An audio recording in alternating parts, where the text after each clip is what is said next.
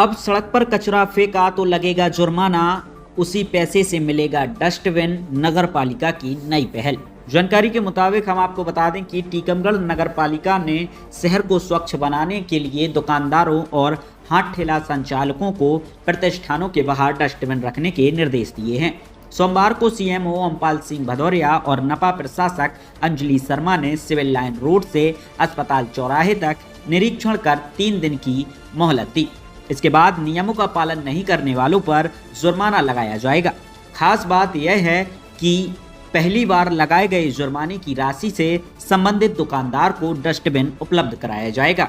इसके बाद यदि डस्टबिन आने के बाद भी निर्देशों का पालन नहीं हुआ तब आगे जुर्माने की कार्रवाई होगी। सुनिए क्या कहना है नपा प्रशासक अंजलि शर्मा का।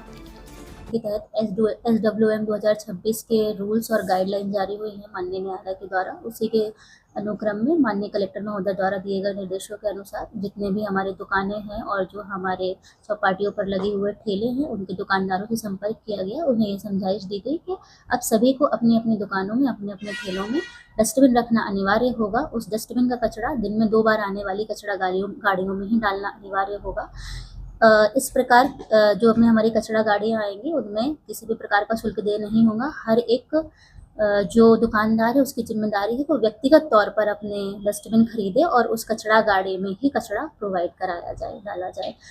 इसके अलावा अगर 3 दिनों के भीतर सभी दुकानदार अपना अपना कचरादान नहीं रखते हैं, डस्टबिन नहीं रखते हैं, तो उनके ऊपर फिर चालानी कार्यवाही की जाएगी। नगर पालिका द्वारा ये प्रयास किया जा रहा है कि कई बार हमारे द्वारा सिर्फ चालानी कार्यवाही कर दी जाती है, जिसके कारण जो हमारे दुकानदार होते हैं और छोटे हमारे जो वेंडर्स होते हैं उनके ऊपर आर्थिक बोझ पड़ता है और उसके बाद वो फिर भी डस्टबिन नहीं खरीद पाते हैं। तो इस बार नगर पालिका ने यह प्रयास किया है कि जो शुरुआती एक पहला हमारा निरीक्षण होगा उसमें हम जिन भी दुकानदारों के पास डस्टबिन नहीं है उनके ऊपर कोई चालानी कार्यवाही नहीं करेंगे, बल्कि उनको प्रेरित करेंगे कि अगर उनके यहाँ 500 या 1000 रुपये का जो चालान किया जाना था उसके स्थान पर वो किसी वेंडर से हमारे सामने ही खरीद करके अपना डस्टबिन रख लें।